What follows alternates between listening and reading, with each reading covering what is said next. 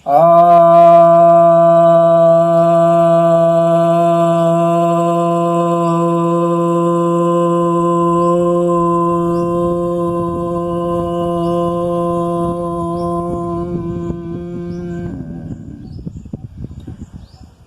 भक्तजनों को सप्रेम नमन। भक्तों, आज मैं आपको एक मोटापे को लाने के लिए योग बताने जा रहा हूँ। हंसी मुझे इसलिए आ रही है क्योंकि योग जो है वो मोटापे को लाने के लिए नहीं होता है, बल्कि मोटापे को दूर करने के लिए होता है। मोटापा एक रोग होता है, परंतु यह मोटापा इस अर्थ में नहीं है कि अतिरिक्त वजन के लिए नहीं है, बल्कि जो कम वजन वाले हैं, कृष्णकाय लोग हैं, दुबले पतले लोग हैं बहुत ज़्यादा, तो उनके लिए यह है। इनकी लंबाई के हिसाब से वजन बहुत गिर गए हैं, कई बीमारियों से परेशान हो जाने के कारण, क्षय रोग से परेशान हो जाने के कारण और दूसरे अन्य रोगों से परेशान हो जाने के कारण बहुत लोग बहुत ही ज़्यादा पतले हो जाते हैं, कमज़ोर हो जाते हैं, तो उनके शरीर में मांस नहीं लगता है और वो बहुत मरियल से दिखते हैं। तो वैसे लोगों के लिए योग बताने जा रहा हूँ। वैसे योग मोटापे के लिए तो कोई भी योग जो है नहीं माना जाता है, क्योंकि मोटापा स्वयं ही एक रोग है। और योग का मतलब होता है कि जब आप सभी आसन को कर लेते हैं, उसके बाद जो आपके शरीर में जो वजन बच जाता है, बस उतना ही वजन होना चाहिए, उतना ही मांस होना चाहिए। यही योग का विधान है। और अंग्रेजी जैसी पद्धत नहीं है कि आप इतने फिट के हो गए तो आपका इतना वजन होना चाहिए, इतने फिट के हो गए तो इतना वजन होना चाहिए, ऐसा नहीं है इसमें। क्योंकि वह बहुत ही अतार्किक टाइप की बात है कि इतना लंबाई हो गए तो इतना, क्योंकि आदमी की हड्डी का एक अलग वजन होता है और सबकी हड्डी की चौड़ाई भी होती है। सिर्फ मांस से वजन नहीं होता है, चर्बी का भी अपना वजन होता है। तो यह भी देखना जरूरी है। और अलग अलग परिस्थितियों में, अलग अलग देश काल में भी वजन होते हैं। फिर मांस भी जो होता है, जितना गठीला मांस होगा उसका वजन ज़्यादा होगा, और अगर मांस गठीला नहीं है तो वजन उसका कम होगा। तो ऐसे इस तरह से कहना कि इतना वजन होना चाहिए, वह सही नहीं है।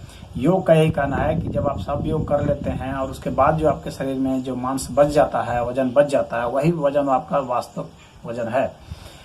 परंतु कुछ लोग ऐसे होते हैं जिनका वजन बहुत ही ज़्यादा कम होता है, सामान्य जीवन में कई बीमारियों से जूझ रहे होते हैं, तो कुछ भी खाते हैं तो लगता नहीं है। लोग कहते हैं कि खाते हैं और सब निकल जाता है, पता नहीं कहाँ जाता है, लोग कहते हैं। तो ऐसे लोगों के लिए यह मैं बना रहा हूँ वीडियो, जो कि काफ़ी वो है। कुछ लोग जो हैं उन्होंने बहुत रिक्वेस्ट किया है कमेंट में करके कि ऐसे वीडियो बनाए, और बहुत समय से कर रहे हैं। तो आज मुझे संयोग से मौका मिल गया है, तो ऐसा वीडियो मैं आपको बना के दे रहा हूँ, ताकि आप यदि कृष्णकाय हैं तो इसका उपयोग कर सकें। शरीर में वजन कम हो जाने के पीछे कारण यह होता है कि व्यक्ति को भूख कम लगती है, एक कारण यह होता है। और दूसरा, यदि भूख लगती है, बहुत लोग खाते बहुत हैं और फिर भी जो है नहीं मोटे हो पाते हैं, मतलब वजन थोड़ा नहीं बढ़ पाता है। उसका कारण यह है कि उनको भूख तो लगती है पर वे हजम नहीं कर पाते हैं। और तीसरे वे हैं जो खाते भी हैं और हजम भी करते हैं, परंतु उनका वो टिक नहीं पाता है शरीर में, यानी जो उनके जो धातुएं हैं वे रह नहीं पाती हैं, वो शरीर से क्षय हो जाता है। इसके पीछे कई कारण होते हैं। और तो पहला तो जो भूख नहीं लगने के कारण है, उसको बताऊंगा कि जिससे कि आपको भूख लगे, कैसे भूख लगे। हो सकता है वीडियो ये थोड़ा लंबा हो जाए तो इसको 2 भाग में भी करना पड़ सकता है, क्योंकि ये थोड़ा विषय थोड़ा बड़ा हो जाता है। और तो भूख कैसे लगे तो उसको, उस योग को पहले बता रहा हूँ, फिर बताऊंगा कि कैसे उसको एब्जॉर्प्शन भी कैसे हो और शरीर में रिस्टोरेशन भी कैसे हो, और जो क्षय होता है उसको हम कैसे रोक सकते हैं। तो चलिए पहले भूख लगने वाले कुछ योग बताता हूँ। कपालभाति प्राणायाम ऐसा प्राणायाम है जो कि भूख लगाता है। हमारे में अग्नि तत्व को जागृत करता है। तो पहले कपालभाति प्राणायाम करते हैं। किसी भी आसन पर आप बैठ जाएं, ध्यान आसन पर, जैसे पद्मासन, सुखासन, वज्रासन, सिद्धासन, भद्रासन, स्वस्तिक आसन आदि, और उसमें बैठ करके आप सांस को झटके से छोड़ेंगे।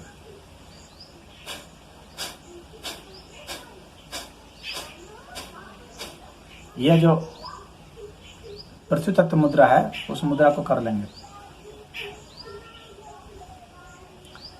इस मुद्रा को कर लेंगे। इस मुद्रा को कर लेने से आपके शरीर में वजन की वृद्धि होती है, पृथ्वी तत्व संतुलित होता है, कम जो आपके शरीर में मांस है वो आ जाता है। तो इस मुद्रा को कर लेंगे।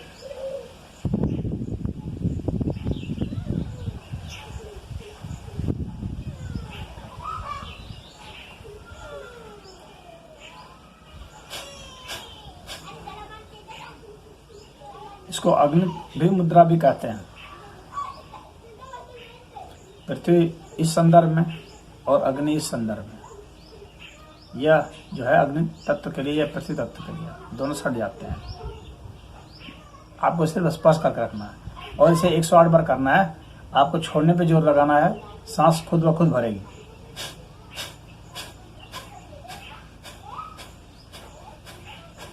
इसे कम से कम 108 बार करेंगे। और अगर आप में क्षमता थोड़ी और बढ़ जाती है तो आप इसे दुगना कर सकते हैं, 216 बार कर सकते हैं। अब इसके बाद आपको उद्यान बंद करना है। भूख लगाने में उद्यान बंद भी बेजोड़ है। इसके लिए क्या करेंगे, थोड़ा कठिन जरूर रहेगा। आप सांस को बाहर फेंकेंगे, सांस को बंद कर देंगे यानी रोक देंगे, और उसके बाद नाभि को ढीला छोड़ देंगे, पेट को यानी ढीला छोड़ देंगे, और फिर सटक लेंगे उससे, यानी हवा के प्रेशर से उसे खींचना है।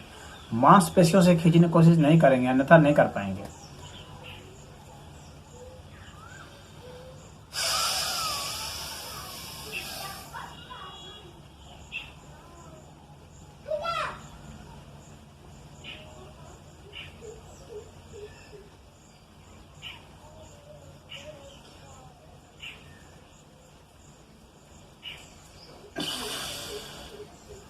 ऐसा 11 बार कम से कम करेंगे, और आप 21 बार तक भी ले जा सकते हैं। और ये सब खाली पेट ही करना है, आपको ध्यान रखना चाहिए। अब इसके बाद अग्निसार प्राणायाम करेंगे। उसमें सांस को बाहर निकाल देते हैं, सांस को रोक देते हैं। सांस को रोकने के बाद पेट को ऊपर ले जाते हैं, फिर छोड़ देते हैं, ऊपर ले जाते हैं, फिर छोड़ देते हैं। और मुद्रा यही रहेगी आपकी।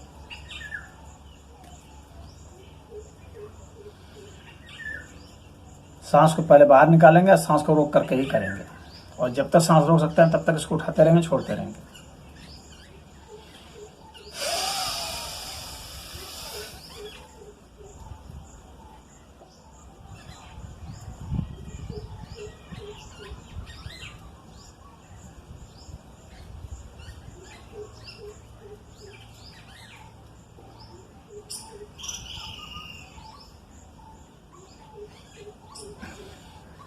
मैंने एक बार करके दिखाया, आपको 11 बार कम से कम करना है।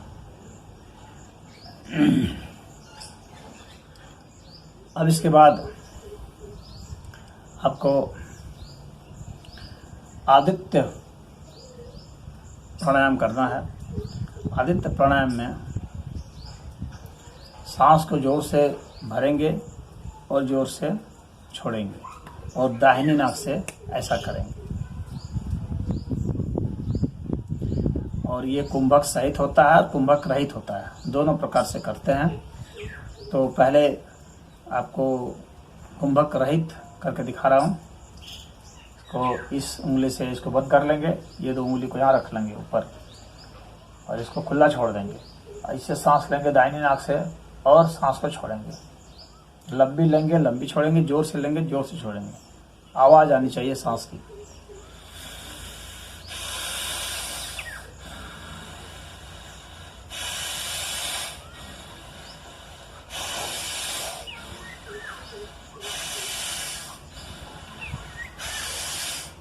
इस तरह से करेंगे। अब इसमें आप कुंभक भी लगा सकते हैं, यानी सांस को रोक सकते हैं।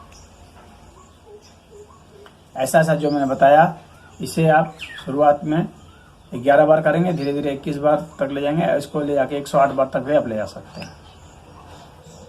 अपने शरीर, अपनी क्षमता के हिसाब से ही आप इसे क्रमशः बढ़ाएंगे, एकाएक बहुत ज़्यादा करने की कोशिश नहीं करेंगे।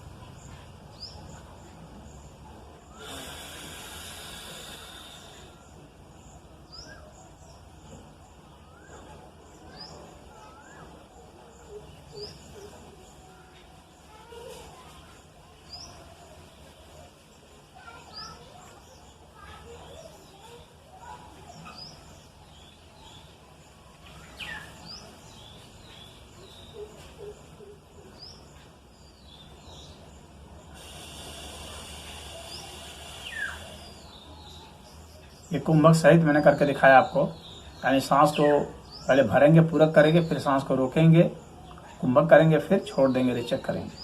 और अधिक से अधिक लंबी सांस लेनी है, जोर से लेनी है, अधिक से अधिक देर तक सांस रोकनी है और अधिक से अधिक देर तक सांस छोड़नी है। आप इस नियम को ही फॉलो करें। वैसे आप इसके अनुपात को भी तय कर सकते हैं, जितनी लंबी सांस लेंगे उससे दुगनी लंबी जो है सांस छोड़ेंगे और उससे दुगनी लंबी सांस रोकेंगे, ऐसा भी कर सकते हैं। तो ये आपको प्राणायाम हो गया। अब मैं आपको कुछ आसन बता रहा हूँ जिससे कि भूख लगती है। जैसे कि एक प्राण आसन है, आप इसको नाभि पर रखेंगे, एड़ी को, पैर को यहाँ रखे हैं और इसी पैर में इसको सटाते हैं, घुटने को, और सीधा देखेंगे।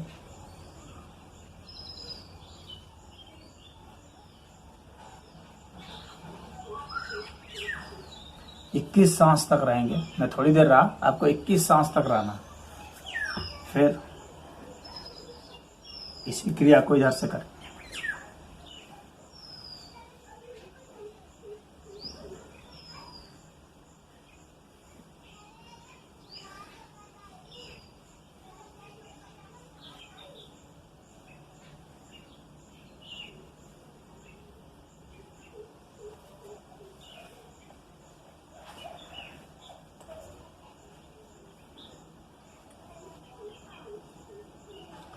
यह जो नाभि है, यह हम लोग के लिए एक बहुत महत्वपूर्ण स्थान है। मणिपूरक चक्र है, ये हम लोग को भूख लगाता है। आपको क्या करना है कि इन दोनों अंगूठों को उसके भीतर घुसाना है और जोर से दबाना है, फिर इसे बाहर ले आना है। जोर से दबाना है, फिर बाहर ले आना है।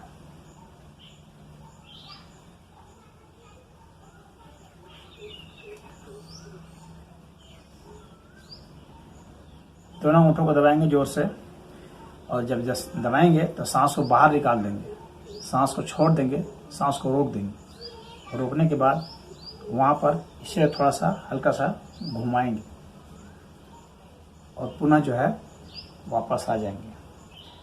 फिर सांस भर लेंगे।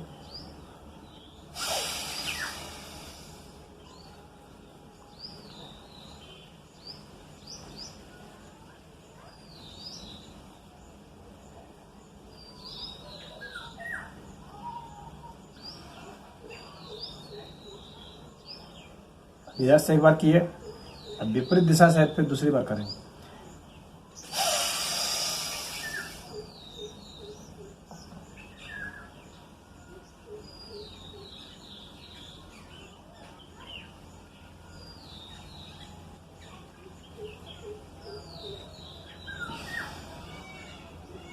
ऐसा ऐसा 21 बार करेंगे।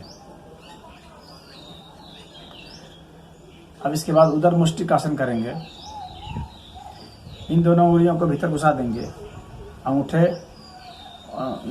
घुसाने के बाद इन बाकी जो उंगलियां इसको मोड़ लेंगे और दबा देंगे और सांस छोड़ते हुए आगे की ओर झुकेंगे और अधिक से अधिक देर तक दबाए रखेंगे। पीछे दबाएंगे, अधिक जोर से दबाएंगे और यहाँ जब झुक जाएंगे, पृथ्वी पर सट जाएंगे तो नाक हमारा सटा रहेगा या मस्तक सटा रहेगा। फिर सांस भरते हुए वापस आ जाएंगे।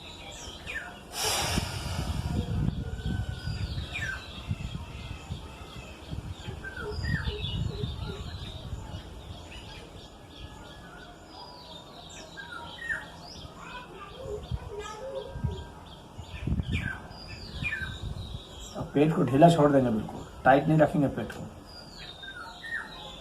अब इसके बाद आपको बता रहा हूँ हिंडोलासन। लेट जाएंगे पेट के बल पर, दोनों हाथों को पकड़ लेंगे और आगे पीछे झूलेंगे।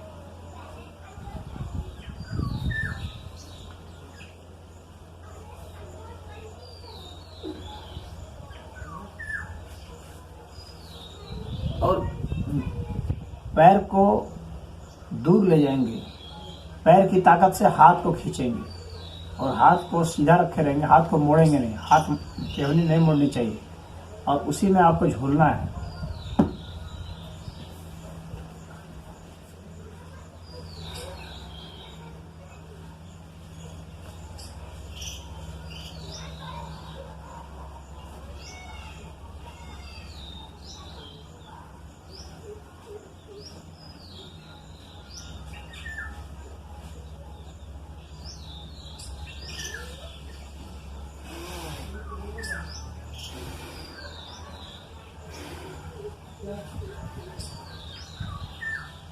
एक बार मैंने करके दिखाया, आपको 11 बार कम से कम करना है।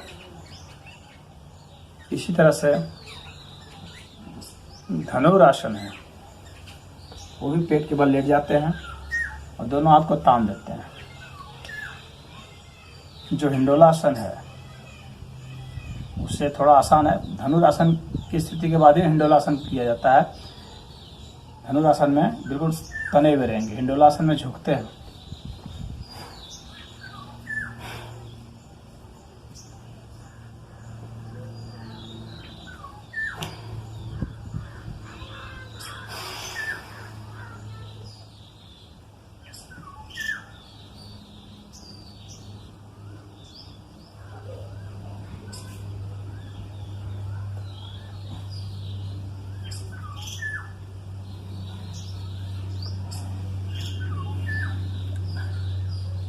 अब इसके बाद बता रहा हूँ नाभि हस्त शलभासन। नाभि के ऊपर हाथ रख लेंगे, पेट के बल लेट जाएंगे और यहीं से दोनों पैरों को कमर सहित उठा लेंगे, जांघ सहित, और पैर सीधे रहेंगे और सर जो है सटा रहेगा जमीन से।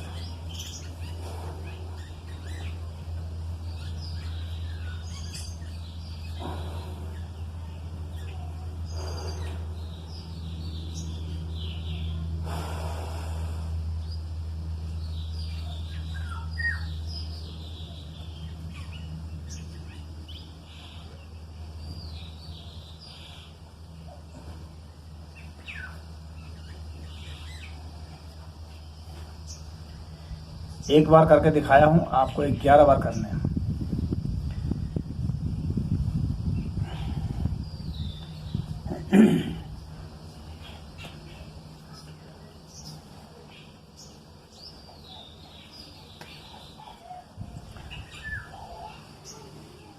अब इसके बाद मैं आपको बता रहा हूं, इतने आसन से आपको भूख लग जाएगी और प्राणायाम से।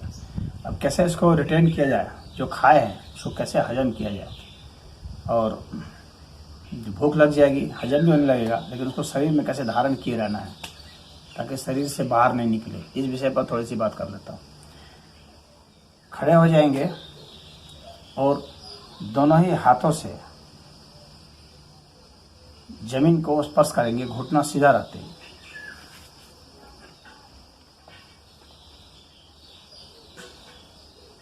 इस तरीके से घुटना सीधा रहेगा, ये दोनों सटे रहेंगे।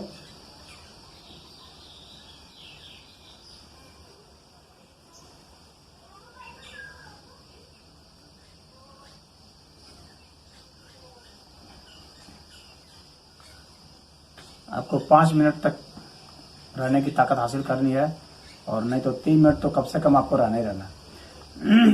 इससे जो है आपके मन में जो ये भय बैठा है कि शरीर में नहीं लगता है, तो वह भय निकल जाएगा और वो हजम होने लगेगा और शरीर में ग्रहण करने लगेगा। हम लोग अपनी बहुत सारी ऊर्जा जो है अत्यधिक बोल करके भी व्यय करते हैं, इस वजह से कुछ लोग जो खाते हैं उनको लगता नहीं है। तो अत्यधिक नहीं बोले, अत्यधिक क्रोध से भी ऊर्जा जल जाती है। अत्यधिक परिश्रम करने से भी जो है मांस गलने लगता है, और निद्रा कम होने से भी गलने लगता है। तो अच्छी नींद लें, ज़्यादा नहीं बोलें, क्रोधित ज़्यादा नहीं होएं। तो क्रोध से बचने के लिए आपको यह जो है वैराग मुद्रा, इसको अपना लेना है।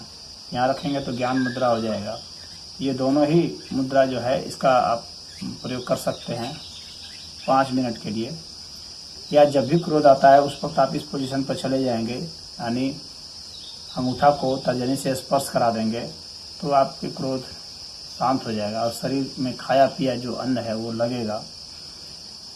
और इसके बाद ये करते हैं कि अत्यधिक कामुकता से भी व्यक्ति का शरीर क्षय होता है, और बहुत लोग बहुत ज़्यादा स्त्री प्रसन्न करते हैं, तो जिसकी वजह से शरीर उनका खराब हो जाता है, धात रोग की शिकायत हो जाती है, या स्त्रियों में भी जो है स्राव होते हैं, तो उससे भी जो है ये होता है। तो उसके लिए आप ऐसा करें कि खुद पर नियंत्रण रखें और कम से आवाज़ करें। और हम लोग के धातु जो है करीब 28 दिन में धातु का निर्माण होता है, इसलिए महीने में एक बार से ज़्यादा सहवास नहीं करें यदि अपने शरीर को बचाना है तो। और यहाँ पर ये जो हाथ, ये 4 उंगल का स्थान है इतना, इस स्थान में आप यहाँ पर इस तरह से इसको दबाएंगे। तो जो धातु क्षय की वजह से जो दिक्कत होती है, चाहे महिलाओं को हो चाहे पुरुष को हो, यहाँ पर 3 नसें हैं, इन तीनों को दबाना है और आपको 10-10 मिनट सुबह, दोपहर और शाम इनको दबाना है। इससे जो है तो धातु क्षय जो उससे होता है जनेंद्रिय के माध्यम से वो रुक जाएगा। अब आपको यह बता रहा हूँ कि किस तरह से आपको क्या क्या भोजन करना है वह बता देता हूँ, जिससे कि आपको भूख लगे अच्छी और शरीर में अन्न भी आए, खाना खाए वो हजम भी हो। तो आपको एक काम करना है कि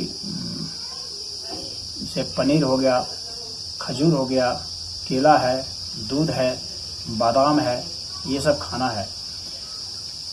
और इसको खाएं, साथ में आपको क्या लेना है, और जिससे कि वो पच भी जाए और वो आपको भूख भी लगे, तो आपको पुनर्नवा का स्वरस पीना है। यानी उस पुनर्नवा ले लें और उसका स्वरस को उबाल लें और उसको पी जाएं। और आपको पपीता खाना है और घृत कुमारी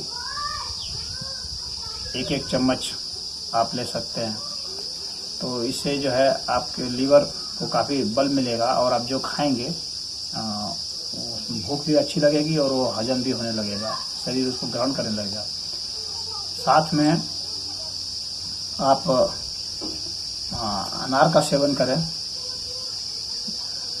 अगर आपको ज़्यादा परेशानी होती है, बहाव ज़्यादा हो जाता है, पेट, कुछ लोगों का पेट गड़बड़ होने लगता है, खाना खाने के बाद वो पेट उनको शौच क्रिया आने लगती है, तो अगर ये सब औषधि जो बताया हूँ मैं अगर आप लेते हैं तो ठीक रहेगा। और आप अनार का सेवन करें और अमरूद का सेवन करें, तो ये आपको रोकने की ताकत बढ़ाएंगे। और काली मिर्च का सेवन करेंगे और हल्दी का सेवन करेंगे तो आपको अच्छी खासी भूख लगेगी। तो फिर आप दही सुबह में खा सकते हैं नाश्ते में, जिससे कि आपको भूख लगेगी। और आप अंजीर खा सकते हैं।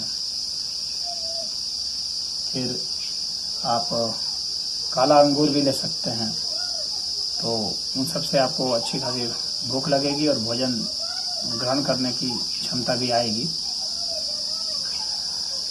और जो भी चीज़ खाते हैं आप, उसको बहुत आराम से खाएं और संतोष से खाएं, बिना शिकायत के। खाने का यह तरीका भी बहुत जरूरी है। कुछ लोग बहुत जल्दी जल्दी खाते हैं, उससे हम उसे पूरा मांस उसके भीतर में जो है उसको ग्रहण नहीं कर पाते। अगर हम आराम से खाएंगे तो आधे भोजन में ही हम ज़्यादा ग्रहण कर लें। तो भोजन का इस तरीका को अपनाएं तो आप देखेंगे कि आपके शरीर में पर्याप्त मांस आ गया। ओम।